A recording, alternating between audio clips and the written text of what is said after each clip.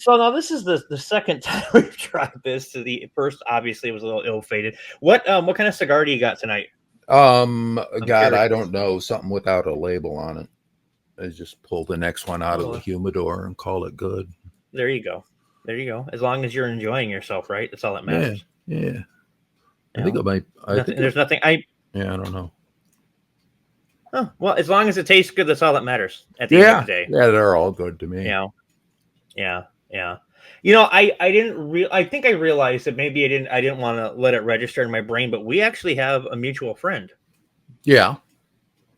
Yeah, C.W. Penny. Oh, sure. Yeah, I haven't talked to him in a while. Like after like COVID restrictions got lifted, everybody decided, hey, you know what? There is an outside.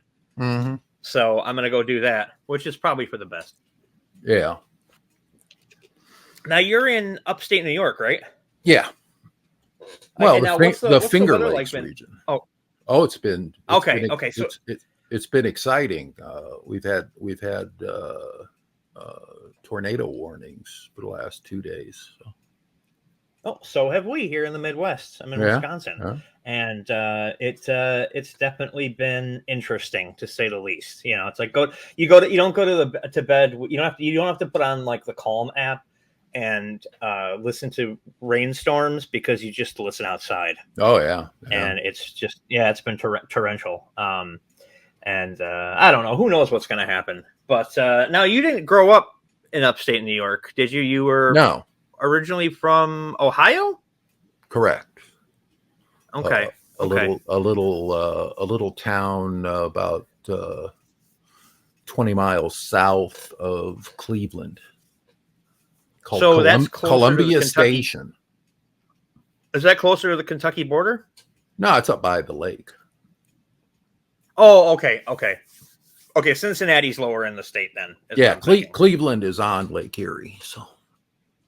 Oh, okay. Yeah, it's northeast Ohio. Okay. And then when growing up, were you influenced to get into the arts at all, or did you have like the little aspirations as a kid to just be like, I'm going to be a fireman? Yeah, I was always the artistic one. When I still remember the very first drawing I ever did. I was about maybe 3, and I drew a picture of this haunted house with a witch in it, and it was of course Christmas, and the whole family was over for dinner, and my grandmother was there, and I wanted to make her a picture, so I drew her this haunted house with a witch in it, and everybody was really impressed with this drawing, and my mother announced that, oh, he's going to be a great artist. And what she didn't, I think, notice was the subject matter. It was a house, and I spent 25 years working in architecture. And then I realized later it was a haunted house, and then, saw my true calling go into horror. Yeah. Perfect. And now, when you were younger, were you a fan of like the Universal stuff, or was it more? Yeah. The Cleveland television market was great and pioneering in local production. They growing up, we had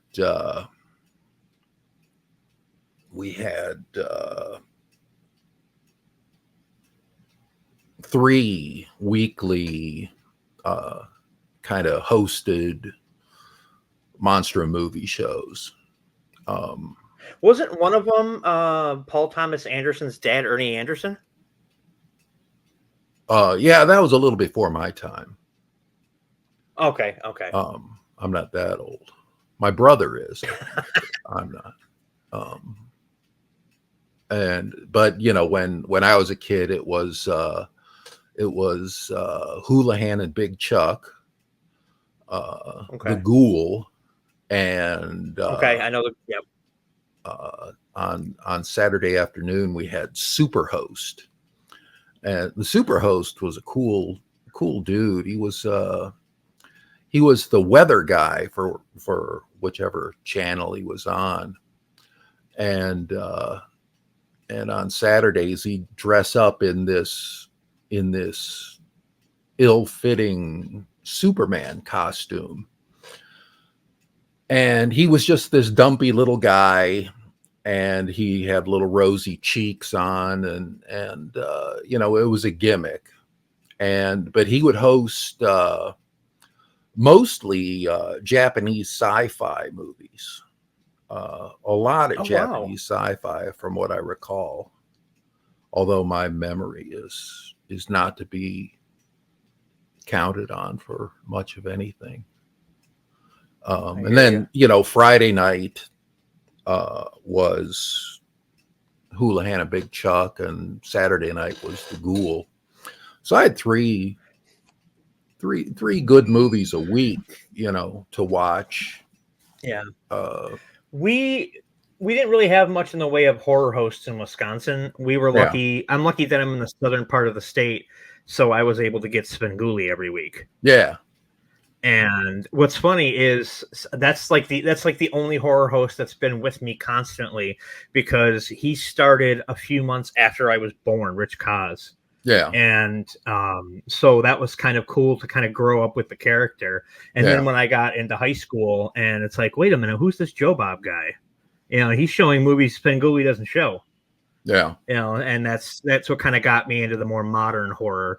Mind you, at 7 years old, I saw the original Chainsaw. So there's, but I'm fine. Yeah. Just don't ask the people in my basement. So they would probably think I'm not okay. Yeah, I didn't get to see. I didn't get to see the original Chainsaw until I was in high school. So.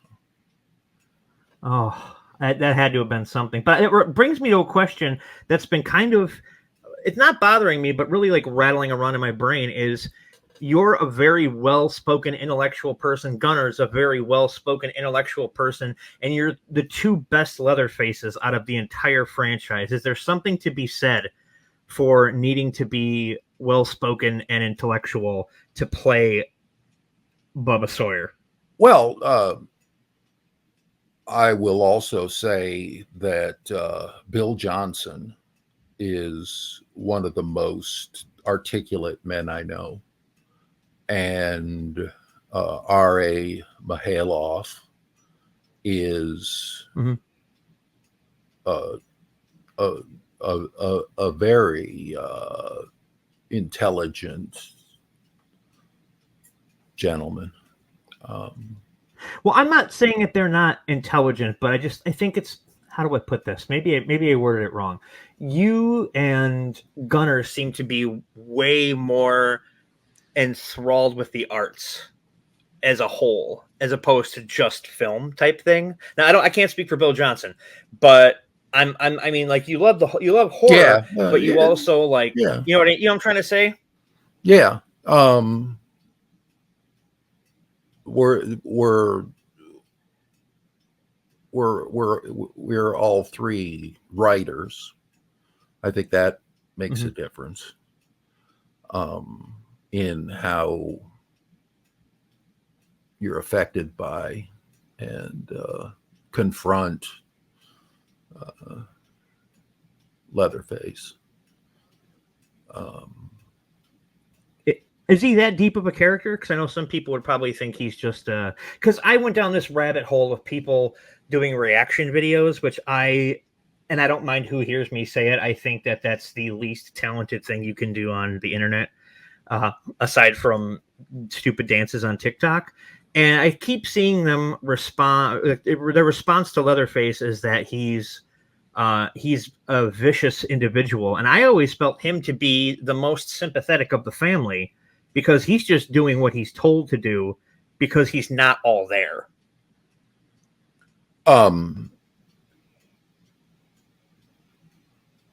Yeah,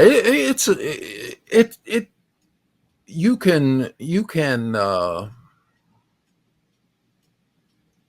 bring to the character as much as you wish. He can take it. There's a lot of room for humanity in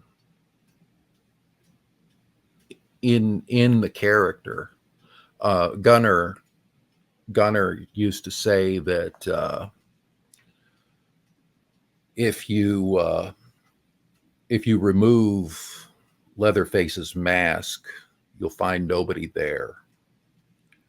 And I think that was the case in the original movie. But the premise of Texas Chainsaw 3D, that didn't work. And we had to finally see who Leatherface was. And he had to, like, as you pointed out, he was the dedicated instrument of the will of others. He did what he was told, and he didn't have to think. He was given very simple instructions to follow.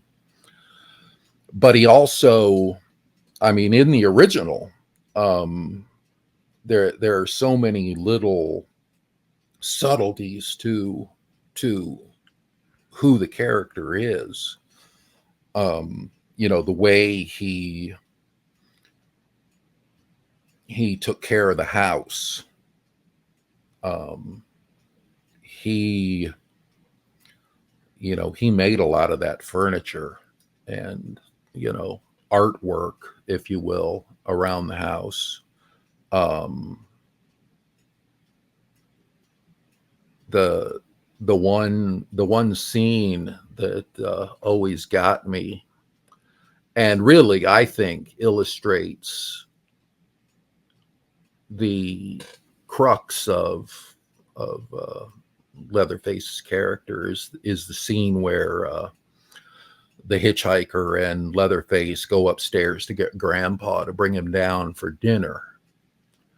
And they got Sally tied up there in the chair at the table, and they go up and they get Grandpa and bring him down in his chair, and they set him up at the dinner table.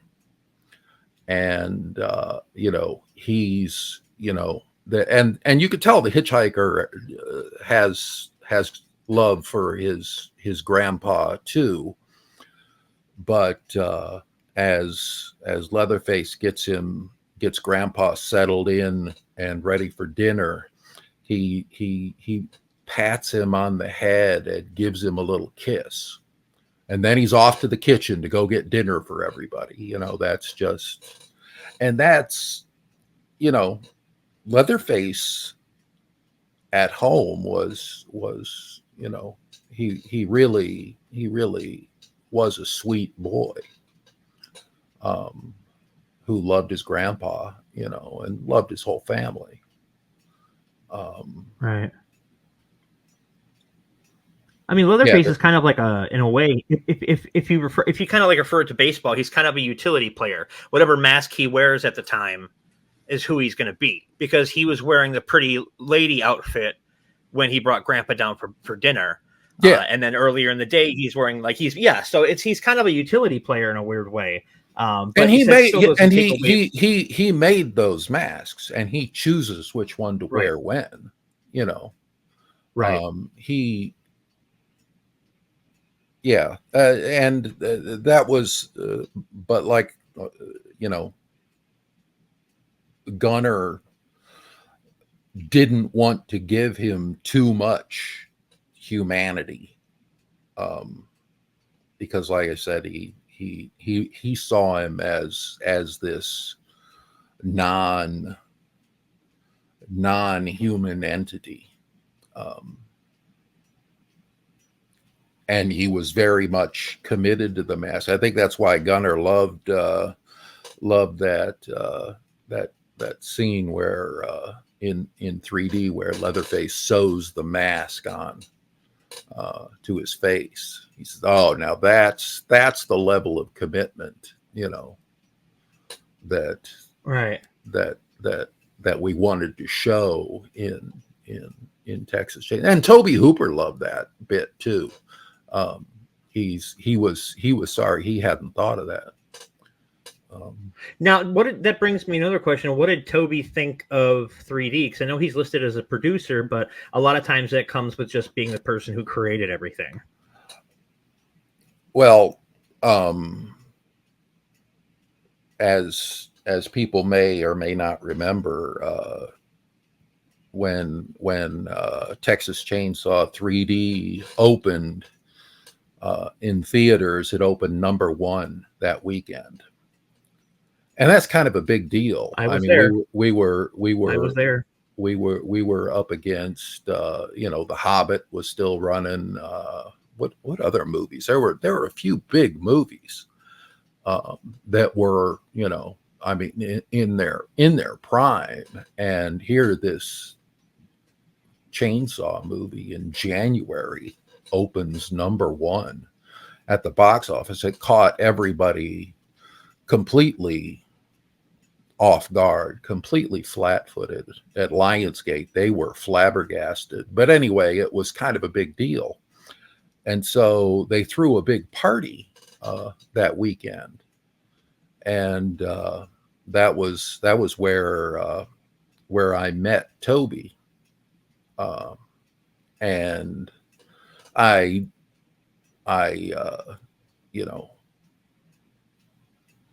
I knew he was going to be there, and I knew he was a cigar smoker. So I had a couple of Primo sticks in my pocket. And, I went up to him and I introduced myself and pulled out one of the cigars, and I handed it to him, and I told him I've been a big fan for most of my life. And he was just so nice. We sat and talked about God, everything for hours.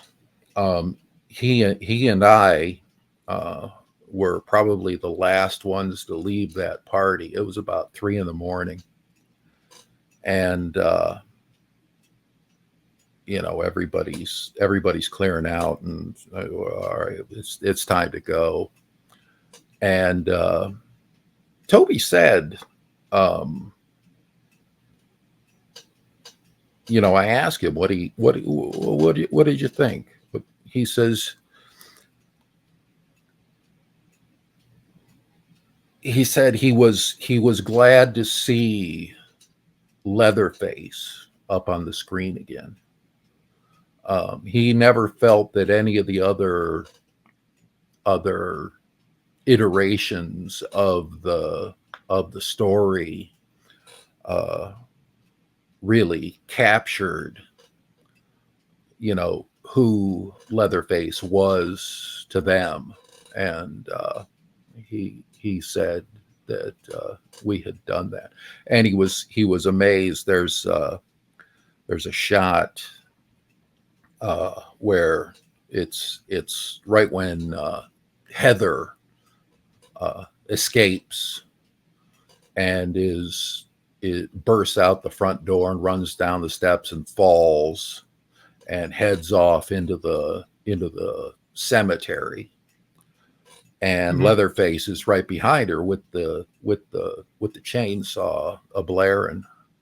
And he comes down the steps. He doesn't know which way she went, but you see it's a 3D movie, so we had to stick the chainsaw blade in the camera quite a bit. And in 3D, that's a different kind of it's a different animal from a regular 2D camera.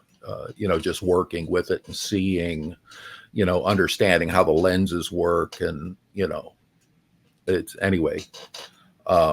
We worked at this. We sorted out all the marks, of where everything had to be in 3D space to still be in frame and all that. Right. But there's this shot, the chainsaw blade comes in and sweeps right across the camera as Leatherface exits to go chase Heather. And he said, "Man, we tried to get that shot. We tried so many times, and you guys did it." And I said, "In 3D." He was impressed. And well, that's great. That's that praise from Caesar. Yeah, and so at the end of the evening, after our long and drunken talk, my wife is ready to go home. I'm ready to go home, and I get up, and Tobe gets up, and he says to me, "Can I give you a hug?" And I said, "Hell yeah." I don't think I could turn down a hug from somebody like Tobe Hooper. So yeah, whatever anybody, whatever opinion anybody cares to offer about, about my work or Texas Chainsaw 3D, I got a hug from Tobe Hooper. Exactly. If he says he enjoyed it, then nobody else's opinion matters, like, at all. Not to me. And it's right. And well, now that I've heard this, no one can tell me any different. No, right. I've always, I like 2, and 3 kind of bugs me. And it's not from a performance standpoint. It's just the way, I don't know. 4 is its own animal, but this one actually feels like a sequel. And obviously it's set up that way, but it actually feels like questions that you had going in or after you've left the first one get answered in the beginning of 3D. Like you find, because I'm always confused as are they all brothers? Are they cousins? Who's the dad? Et cetera, et cetera. And then you find out in 3D that the cook is the dad. Yeah. And, a lot of that is, they tried to figure out writing, in writing the script. And there were conflicting opinions. I think even between, Tobe Hooper and Kim Henkel, I think there was disagreement as to, what a lot of the backstory was and should be. Which is actually that feeds into how we ended up not making the follow-up to Texas Chainsaw 3D, is because Kim Henkel had other ideas. But anyway, I don't know all the particulars of that story. Well, that's unfortunate, because to see you don someone else's face again would have been fantastic. Yeah. And people, a lot of opinion givers online shit on the screenplay, and it's been my experience that you can't tell how well written a screenplay is unless you've read it.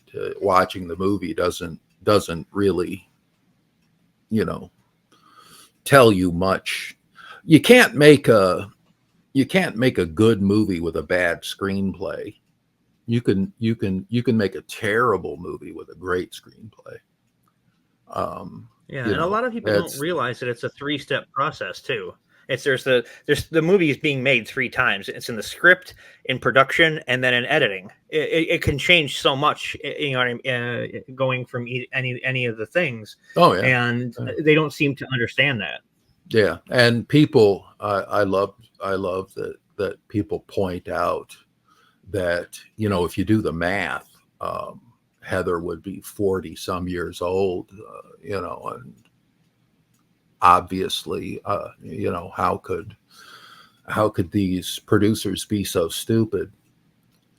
Or how could this screenwriter be so stupid? Right.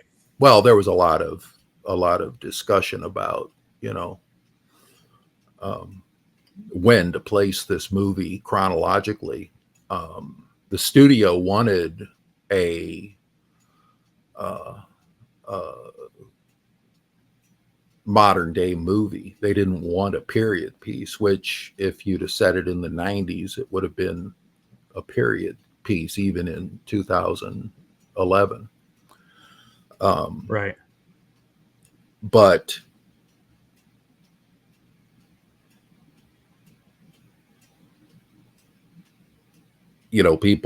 people are quite proud of themselves for having worked out that, she's the wrong age. And the way they got around that is they completely fudged the date of the original, the fact that Right. the original actually has the date in it. That was the one thing that they kind of fudged instead of being 1973, it was 1989 or whatever. Right. And that if you look it still at happened on August 18th, though, right? Yeah, it was August. Yeah, because what's funny about that is this movie keeps coming back into my life because that's my mom's birthday. Really? Yeah. And I asked my mom, I was like, "Were you in Texas then?" Or she's like, "No, I've never been to Texas. Thank you." Yeah. Yeah. So. When I read the first draft of the script, they had that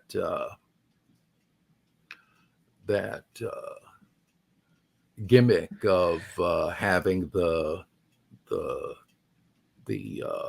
passcode to the gate be the date of the massacre, and they originally in the script had it August 18th. And I said, well, that none of the stuff you're talking about in this script, happened until the 19th, and so they had to fix that. I caught that. Oh wow! But I'm sure I'm not. And that's the point. That's the point. That's why you get people who, and this is gonna sound so weird, but this is why you get people who know a franchise when you bring them in, especially because that had been what, 4? I mean, not counting the remakes. That was the 3D's the 4th or 5th, the 5th Chainsaw movie, isn't it? If you don't count the remake and the prequel. I think ours was 7th. Yeah, if you don't count the remakes, if you don't count the remake and that sequel, it would have been the 5th. Yeah, because I don't count those movies. I don't. No. I think as much as Gunnar said he didn't want humanity in the character, I think that it needed a little bit of it just to kind of carry it along. And when you watch those the remake and the prequel remake, which it just doesn't. It doesn't make any sense. Leatherface's character, he's just a. Yeah, well, I don't think Gunnar meant to imply that there wasn't humanity in the character. I think that right. He meant his humanity is so fragile, that if you take the mask off, there's nothing left. He disappears. Yeah. And I'm glad that you guys and the original never showed his face or lack thereof, because that keeps it a mystery. Yeah, the best thing about. We went back and forth. Actually, they shot. They were going to do it in this one. That whole scene where he's sewing the mask on was a lot longer, and then they decided there were a few things that we shot that they thought better of, and and I'm glad they did too. And it was obviously the right choice. But anyway, back to the date. I was going to say they wanted to make a present day movie because they were planning on spending a chunk of change to put, as far as they were concerned, to put Trey Songz in this movie. And of course, he comes with a soundtrack. And, you know, and actually, you can say that was, you know, it didn't help the movie at all. I would say that's the single most significant reason it opened #1 that weekend, was because he was in it. He brought music fans that didn't give a shit about chainsaw movies to see that movie that weekend. Right. So, I mean, if I remember correctly, he dies off screen. Yeah, he crashed. Don't see him die, right? Yeah, he crashes the van, and goes through the windshield. Yeah, because I don't remember ever seeing him get a death scene like a lot of. Yeah, no. All you see is a quick shot of Nikki, or Heather, I think, is actually looking at him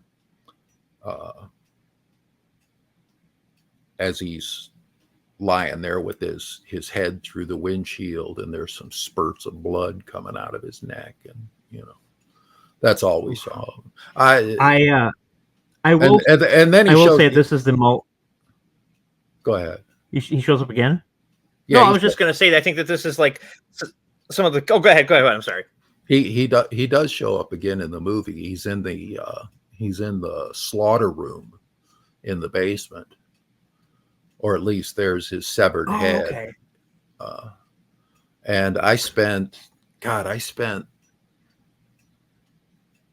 3 months with his severed head in the same makeup trailer. He had a different makeup trailer, but I was in the same makeup trailer as his severed head. So, well, then you can say that you make your makeup done with Trey Songz, kind of. Mm-hmm. And he was really a nice guy. He was a head above. He was head and shoulders above the rest. Actually, yeah. No, he was really. I will say that this. He was. Oh yeah. Everybody was on that movie. I was really just taken with all of them. They were just a nice bunch of people. And Alexandria's gone on to do a lot of good stuff. She was in True Detective and a lot of other stuff too. I forget, but I will say that of all of the sequels, or however you want to put them, yours has one of the most. I don't know. I have a thing with stairs, and when you kill I don't remember his name. I only remember Heather, which I guess is a good, good way to look at it, because the final girl is the one you should remember. When the cook, so to speak, that was going to make food for everybody, he saw the butler's pantry. Yeah, and Kenny. You catch him, and Kenny, you're pulling him down, and I'm just like, oh my god, it's so awesome. Because I remember I used to make films. Yeah, that was all real. That was all practical. I had a 3-foot long steel T-handled meat hook in my hand. Oof. And I planted it in his back and hit a blood pack, and it squirted. And it actually, on the shot they used, it hit the lens. The director loved that so much that he kept that in. They thought they were going to have to just, we were going to have to do it again. The first a shot like that, I mean, and this was a low budget movie. You know, we did everything on the cheap because 3D cameras are monstrously expensive and they require a huge infrastructure to support and to operate and to operate well. And so there were a lot of places that the budget suffered, and so anyway, we didn't have a lot of time for rehearsals and all this fancy stuff. We did a lot of it on the fly.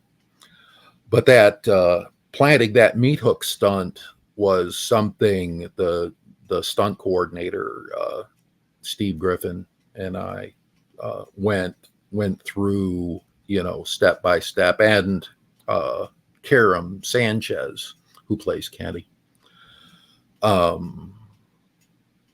practiced that on the back stairwell at Millennium Studios in Shreveport pretty much every day for a couple of weeks, because I had to run up those stairs, hit a mark, and then take this, you know, meat hook that, you know, the spike on it was sharp.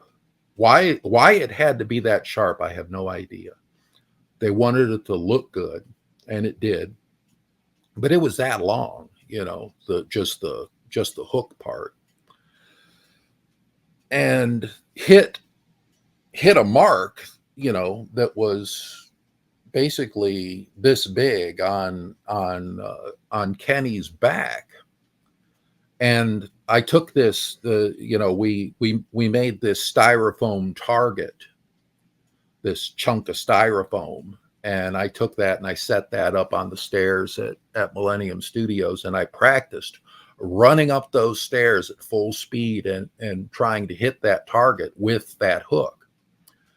And I got to where I could hit the target reliably. I was fairly confident.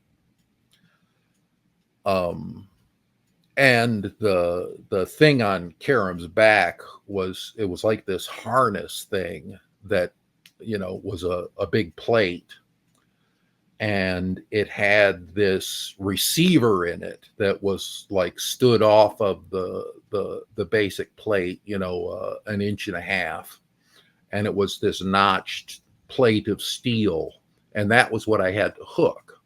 And so they just stuck a blood pack in that thing, and you know, basically on the day we walked through it, and then, you know, did it at like half speed, and that was the extent of the rehearsal that Karam and I had together. And I said, I want to make it clear, I can hit this target all day long in the dark. I can't hit a moving target. I said, so whatever we have to do, there has to be a beat somewhere so that Karam can, when he hits it, when he falls down, he hits his mark and he stays there. And then I can plant the meat hook in his back, and then we can go on with the writhing and screaming and, you know, all that stuff. Right. So it was time to do it. Wow. And I said, all right, remember, you know, you hit your mark and you stay down until you feel, you know, me tug on your back. Then, you know, you can start acting again. Well, I guess the adrenaline of actually having Leatherface chase you through a darkened basement and up a really long flight of stairs was a bit too much, because on the very first take, Kiram nailed it. He hit his mark, and he immediately tried to get away. And I had the meat hook up in midair as I see him move. And I realized, holy shit, he's moving. I'm gonna kill this kid. And you know, the meat hook, I turned it sideways. That was about all I could do. I turned it sideways, and I smacked him on the back of the head with it, because he tried to get up, you know, and he pushed back, and oh man, right in the target line. And oh my God, I thought, oh my, I killed Kenny. You know, I couldn't believe it. And apparently they have they had all this. They caught all this on the footage, and people were saying, oh my God, to watch Leatherface talking about how, oh my God, is he okay? Oh, poor, you know, they said it was hilarious. So at least somebody got a laugh out of it. Kenny got a fucking knot on the back of his head, and I rung his bell. But damn it, on the next one, it was perfect. And that's what you see in the movie. And you see him being dragged down those steps, you know. Leatherface is, I'm left-handed, and Leatherface is right-handed. So everything I did with my right hand. And anyway, you see him he is literally being dragged down those steps, you know, and that's why it looks so good. And it is an adrenaline rush. But that was a fun scene. It's still like, yeah, I to this, that's like the that, and just like, I don't know, just the way you play Leatherface is just, it's, damn it, I'm gonna get shit for this, but I'd say it's as good as Gunner. And I know a lot of people will say, well, Gunner's Gunner. I'm like, yeah, Gunner's Gunner, but you know, Dan did it just as good. Well,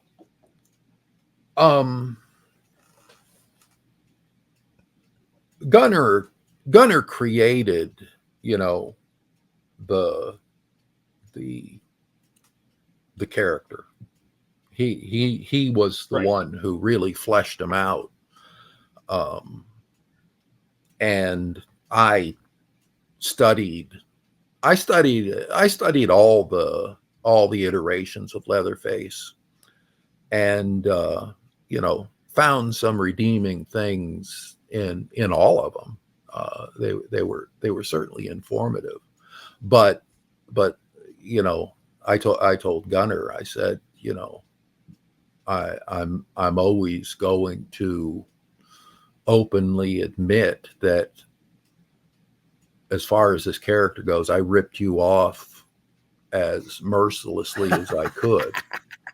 You know, I wanted people to believe it was the same. Huh? Oh no. He didn't tell you. Yeah, no, he was. He gave me pointers. He didn't give you. Did he? Oh, he did. Okay, yeah. Oh yeah. Because that's what I was wondering, because I know he was in that opening scene with where he played a cousin, I guess, or something. I don't know. Yeah. The whole backstory is kind of confusing, but now with the video game that's out, but they did add something to his version of Leatherface in the game, where after you feed Grandpa blood, he pats him on the head. Yeah. So going back to what you said about him loving his grandpa, and so now I know I always tell people that this isn't about promoting things, but I'm so excited for this. You guys are getting a 4K steelbook from Walmart. Yeah, it's going to be out. That's nuts. August, I think. Is it August? Is that going to have all the stuff like where you beam Kenny in the head? I have no idea. I didn't they made one in Germany a couple of years ago, like a super duper, version. But we did an interview for the printed matter. I'm not sure what all they had in there, but yeah, I'm not sure what they're going to use for behind the scenes stuff in that one. We produced a whole, behind the scenes documentary kind of thing when we were shooting the movie. So, they shot it to put on the DVD release. I would imagine they'll throw in a bunch of that stuff. Yeah, for as much as you're paying for a steelbook. Mm-hmm. Because steelbooks are always ridiculously more expensive. Dan, I want to thank you so much for being on. This has been fun. We'll have Ron, to it's good have to you come back it's good to talk to you again. Yeah, this has been a lot of fun, and a lot of people who are Chainsaw fans are going to have to take a second look at 3D after hearing your story about Tobe. And that's yeah. Tobe was. I want to thank you again for being. Tobe was a heck of a guy. I really liked it. It's sad he's gone. Romero's gone. Wes Craven's gone. I mean, and all of them. None of them had to go. They were still relatively youngish. Yeah. And but I get we all owe a debt, right? Exactly. To the Reaper. So. And what a way to end the chat. But thank you so much for being on. It's been a pleasure. We'll have to have you back sometime. And everybody, thank you for listening or watching or whatever it is you're doing. And we'll see you on the next one. Bye-bye.